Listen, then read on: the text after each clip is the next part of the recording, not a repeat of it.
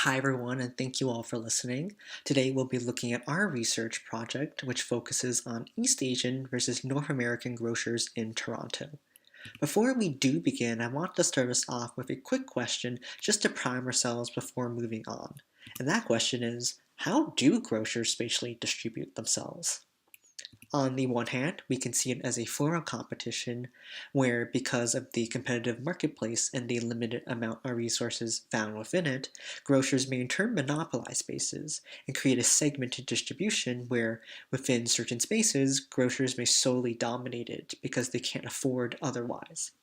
On the other hand, we may see a process of collaboration, whether directly or indirectly. Grocers, alongside other institutions, such as food-based amenities, are connected in more ways than some, and in turn share spaces to make their own ends meet. As per our research, we do see these trends, particularly with collaboration, appearing throughout, specifically with grocers having affinity with other food-based amenities, and then also potentially with grocers being found within or in close proximity to shopping plazas. Before we delve into our findings, I do want to orient ourselves theoretically by looking at key points from the literature. First, by looking at Florida's idea of firm agglomeration, and then also at Fung et al.'s idea of the economic, sociological perspective of ethnic economy, both of which are similar in terms of this research project. In short, both look at how, within a space, institutions, this being grocers and other amenities, come together and share resources, whether they're human, social, or economic capital based. In turn, each are able to sustain themselves, such as by having a consumer base with diverse needs, all of which can be met through the collective effort of the institutions that are within the space as a whole. As well, from the Patterson and Silver article, the critical mass theory is also important to consider. This theory describes how previous institutions in a space provide access to the subsequent creation of similar institutions. In this research project, it would be grocers or other similar food-based amenities. As well, in Patterson and Silver's article, the idea of perfect audience theory is also important to consider. This theory focuses how institutional growth, that being grocers, will occur in areas where consumers are interested in using such amenities, in turn creating a sense of affinity between both consumers and the institutions that are of interest. And so from these theoretical insights, our research question is the following. How do East Asian grocers, particularly Chinese and Korean, as well as North American grocers, spatially distribute themselves in the Greater Toronto Area? So now let's look at the methodologies and the cases behind our study. So here's a map that shows all 132 plot points of the grocers that we studied across 6 different regions in Toronto. So from the east side to the west side of the map, that includes Brampton, Mississauga, North York, Toronto, Markham, and Scarborough. So a couple areas that we have to point out for interest is Brampton, first of all, because there's absolutely no Korean grocery stores there and only a couple Chinese ones. We found that a lot of the Chinese grocers we looked at concentrated in the areas of Markham and Scarborough instead. We're going to take a look at a couple tables later on to further break down the numbers, but first let's talk about how we found the grocers in the first place. So we relied heavily on Google Maps to find all of our grocers. What we did is type the name of each region first in the search bar, and then we'd use the nearby search function to find the grocers. We also kept an eye out for other amenities that might point towards a grocer, such as the shopping cart icon or the fork and knife icon. Attached to each Google Maps search result were websites of the grocers. So we used those websites to find the weekly flyers for each grocer, and using those we were able to find trends and differences between all of them. We also used a tool called Prism 5 to basically identify the characteristics of residential neighborhoods and also the broad marketplace preferences of individuals. So we have to point out that this tool only shows results for postal codes that are assigned to residential areas. So given that, we were able to find that barely any of the grocers we studied were found in residential areas, and instead most were found in commercial zones, like shopping plazas and shopping malls even. So the East Asian grocers we looked at were specifically of Korean and Chinese ethnicity. We did consider looking at Japanese ones, but we didn't include them in our study overall because there were only 3 locations across all of the regions that we studied. Then that's definitely too small to make comparisons with all of the other grocers. The East Asian grocers chains that we studied were H Mart, Galleria, PAT, and TNT, but most of them were independent ones that were standing alone. And the big 3 North American grocers that we looked at were Metro, Loblaws, and Sobeys, as represented in the Canadian grocer. So here's the first table that breaks down our data. So as mentioned before when we were looking at the map, there is a total of 132 of them, and most of them are from the big 3. And Chinese grocers came second with a total of 40 locations across the 6 regions we looked at, and Korean grocers came third with a total of 14 locations. While most of the Chinese grocers were found in Markham and Scarborough with a total of 18, most of the Korean ones were found in North York and Toronto with a total of 12 locations. Further breaking down the big 3, both Sobeys and Loblaws have about the same number of locations across the 6 regions we looked at, with 21 and 22 locations respectively. Metro had the largest number of locations with 35, which makes up almost half of the total number of big 3 locations that we looked at. Findings. Finding 1. Proximity to food markers. A food marker is what we defined as a restaurant or a fast food establishment. Overwhelmingly, the majority of our cases were in proximity to a food marker. Proximity, for clarity, is defined as being at least one street over, or even more simply, one major street block over. 31 out of the 40 Chinese grocers were in proximity. All Korean grocers were, and 62 out of the 78 North American grocers were in proximity to food markers.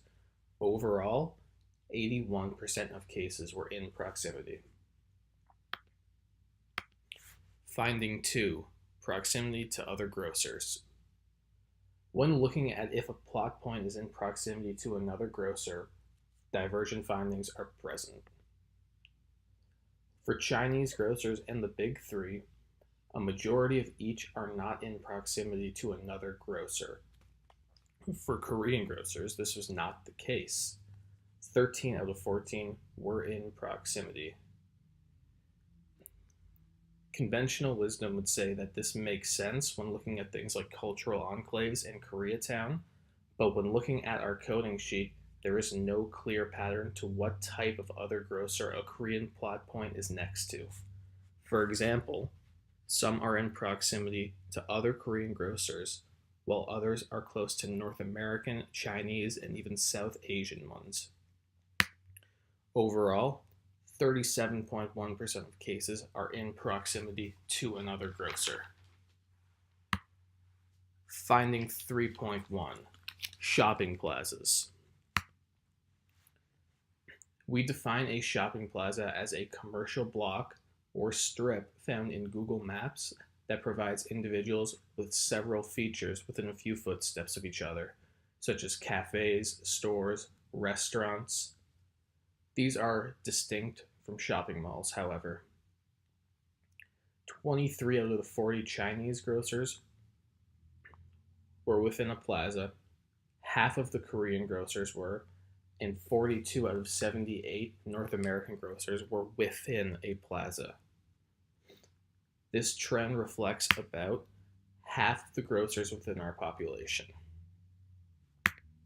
Finding 3.2.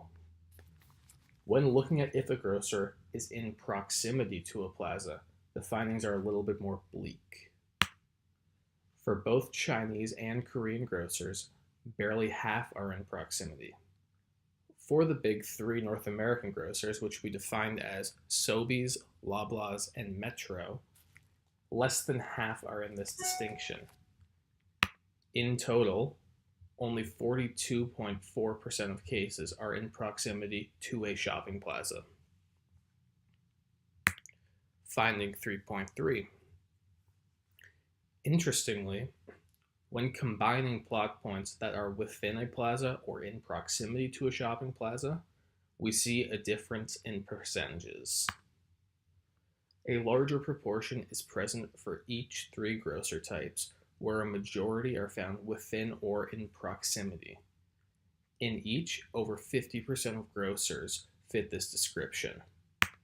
We find that 68.9% of cases are within or in proximity to a shopping plaza.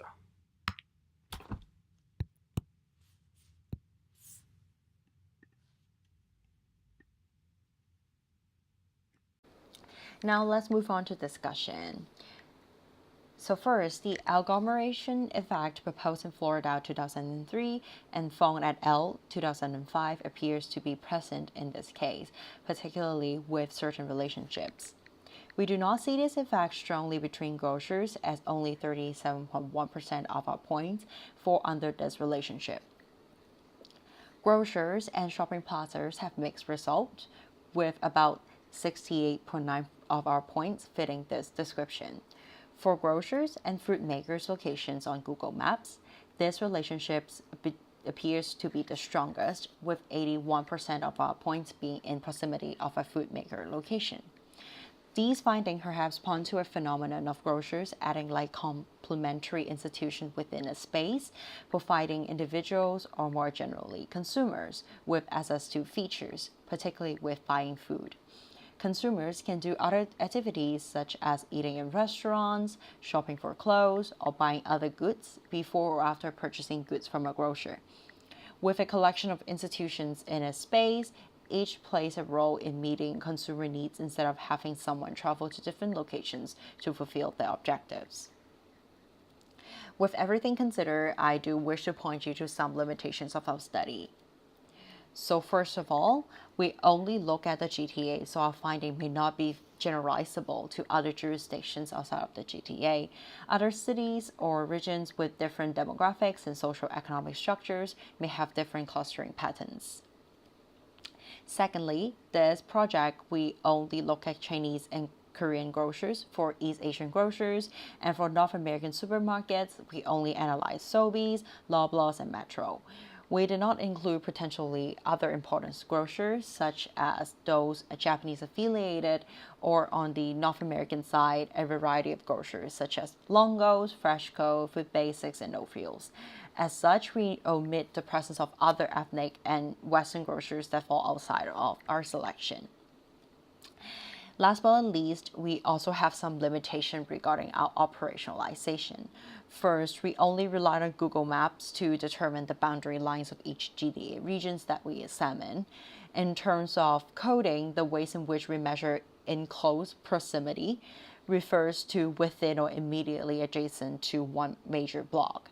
Such boundary vary in size due to the construction of neighborhoods. We may not present an objective snapshot of reality. So for some concluding thoughts, for us, we see grocers as a part of a collection of amenities that consumers can use in their day-to-day lives. Consumer can use grocers to fulfill their food needs while also pay attention to other needs, such as when one travels to a shopping plaza.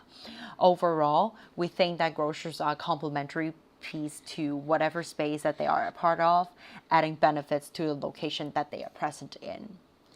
Thank you so much for listening to our presentation. I hope you enjoyed it and get a chance to learn more about the clustering patterns of grocers in the GTA. Thank you so much.